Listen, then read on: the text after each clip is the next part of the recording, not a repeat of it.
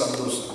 எத்தனை பேரை எடுத்துக்கொண்டீங்கன்னா நல்லா இருப்பார்கள், ஆனால் சரியா வாழ முடியாது, வியாதி, வருத்தம், வேதனை. ஆனால் ஆண்டவர் பாருங்க எங்களை நல்லா வச்சிருக்கார். ஆமென் ஆமென். விசேஷமா கிறிஸ்துமஸ் தான். ஆமென். சந்தோஷமா இருக்கிறீங்களா? ஆமென். மிகுந்த சந்தோஷம்.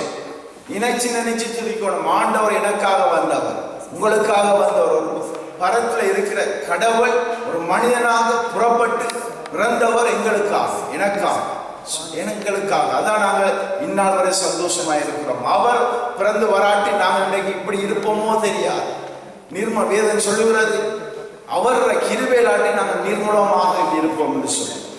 ஆமென். நாங்கள் எல்லாம் அழகாக எல்லாம் சோடிச்சு எல்லா விளக்களும் அழகாக எல்லாம் கொடுத்து வந்திருக்கிறீங்க என்பதை அழகாக நம்ம ருசியா சாப்பாடு இருக்கு, எல்லாம் செய்யலாம், நல்லது.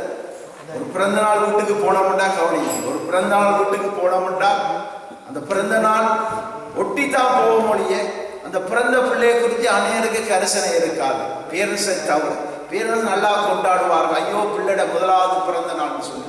ஆனால் வர்றவங்களோ இன்விடேஷனுக்காக போவார்கள், ஆனால் கவனிக்காம விட்டுருவாங்க. ஆனால் ஆண்டவரை இயேசு அப்படி இல்லை. நாங்கள் ஆண்டவரை கொண்டாடுறோம், கவனிக்கணும். இன்றைக்கு உலகம் முழுவதும் லீவு விட்டுருக்கார்கள்.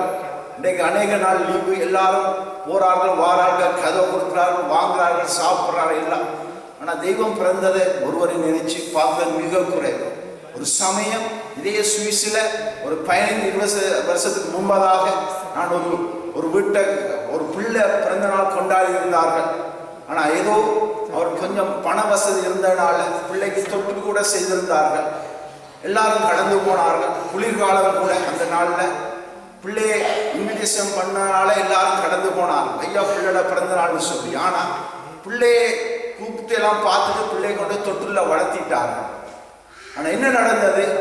வந்தவர் எல்லாரும் கூடியிருந்தார்கள், அவரவர் கதைச்சார்கள், ஐக்கியப்பட்டார்கள், சாப்பிட்டார்கள், குடிச்சார்கள், அநேக காரியங்கள் செய்தார்கள்.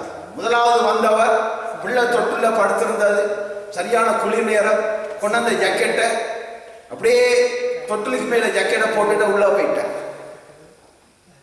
ரெண்டாவது வந்தவர் பார்த்த ஜக்கெட் போட இடம் இல்லை, அவரும் தொட்டிலுக்கு மேல. மூன்றாவது ஆள் போட்டார், நாலாவது ஆள் போட்டார். பிள்ளையோட பிறந்த நாள் நடக்கிறது, பிள்ளையை கவனிக்க இல்லை, ஆனால் எல்லாரும் கூடி சாப்பிடாது இல்லாத செய்யறது. ஒரு 3 மணி தத்தால பிள்ளை சேர்த்துட்டு சுவிஸ்ல நடந்த சம்பவம். ஏண்டா ஒரு ஆள் போட்டது, எல்லாரும் ஜக்கெட் போட்டாரு, பிள்ளை கட்டுல தொட்டில படுத்த யாரும் தெரியல. அதைத்தான் இன்றைக்கு நாங்கள் செய்யறோம். இன்னைக்கு ஆண்டவர் பிறந்த நாளை எதுக்காக கொண்டாடுறோம், யாருக்காக கொண்டாடுறோம், யாரை கவனிக்கணும்னு மிக அவசியம். ஆமே அண்டு பாருங்க, இன்னைக்கு அப்படித்தான் உலகம் போறது, உலகம் அப்படித்தான் போறது.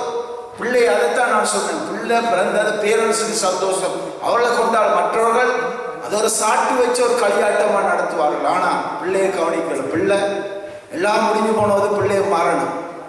பிள்ளையை கொண்டே கொஸ்பல கொண்டு 3ஆம் நாள் அடக்கம் பண்ணாங்க. சுவிஸ்ல நடந்த சம்பவம். நான் நம்புறோம் 15-20 வருஷம் இருக்கு. ஆனா நாங்க இயேசுவை கொண்டாடுறோம், இயேசுவை கொஞ்ச நேரம் பார்க்கிறோம். அவரை பார்க்க யாருக்காக கொண்டாடுறோம், யாரை நினைத்து கொண்டாடுறோம், இதற்காக இந்த அழகான உடுப்புகள் பாருங்க. உலகத்திலே கிறிஸ்துமஸ் நேரம் தான் நீங்க எல்லாரும் உடுப்புகள் வாங்குவார். நான் கூட அப்படித்தான் அதிகம் மற்ற நாள் வாங்குறேன், என்ன போதிய உடுப்பு படிக்க. ஆனா ஆண்டவர் பிறந்த ஒரு நாள் ஒன்றைத்தான் நாங்கள் கொண்டாடுறோம். ஒரு வசனம் சொல்லுகிறது, ஏசாயா 9ஆம் அதிகாரம் 6வது வசனம் நான் வாசிக்கிறேன். இன்றைக்கு பைபிள் எல்லாரும் வாசிக்க தேவையில்லை, 815 பக்கத்தில் இருக்கிறது. நமக்கு ஒரு பாலகன் பிறந்தார், நமக்கு ஒரு குமாரன் கொடுக்கப்பட்டார், கர்த்தத்துவம் அவர் தோளின் மேல் இருந்தது, அவர் நாமம் அதிசயமானவர், ஆலோசனை கர்த்தர், வல்லமையுள்ள தேவன், நித்திய பிதா, சமான பிரபு எனப்படும். ஆண்டவர் பிறக்க முன்பதாகவே ஏசாயா அந்த தீர்க்கதரிசியால் உரைக்கப்பட்ட வசனம் தான் இது. நமக்கு ஒரு பாலகன் பிறந்தார், நமக்கு ஒரு குமாரன் கொடுக்கப்பட்டார், கர்த்தத்துவம் அவர் தோளின் மேல் இருந்தது, அவருடைய நாமம் அதிசயமானவர். எங்களோட ஆண்டவர் நாமம் அதிசயம். கடல் மேல நடந்தவர் எங்களோட ஆண்டவர் இயேசு.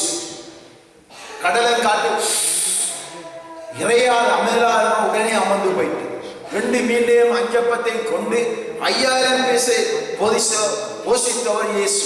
அதான் சொல்லப்படுறது, அவருடைய நாமம் அதிசயம். அவர் ஆலோசனை கர்த்தர். ஒரு மனிதனை நடப்பதற்கு என்னன்னு சொல்லி ஆலோசனை கொடுத்து நடத்துகிறவர். வல்லமையுள்ள நினைச்சா எல்லாம் செய்வார். வியாசரை குணமாக்குவார், பேய்களை திரட்டுவார், அற்புதங்கள் செய்வார். சொல்லப்படுறது நித்திய பிதா, அவர் நித்தியமாக உள்ள தெய்வம். அவருக்கு அழிவே இல்லை. ஆதியும் அவரே, அந்தமும் அவரே. சமான பிறகு எனப்படும். இயேசுக்கு வர்றவர்கள் உண்மையா வருஷக்கணக்கா வந்தாலும் கூட, ஆனா இயேசுவோட அன்பி தங்களை ஒப்பு கொடுத்து வாழும்போது அவர் சமான பிரபுவா இருக்கப்பறார். இந்த வழியில் நான் ஒரு பாடல் பாட கேட்கப்பறோம். ஆமென். வாங்க இந்த பிள்ளைகள் வாங்க, ஒரு பாடல் பாடல்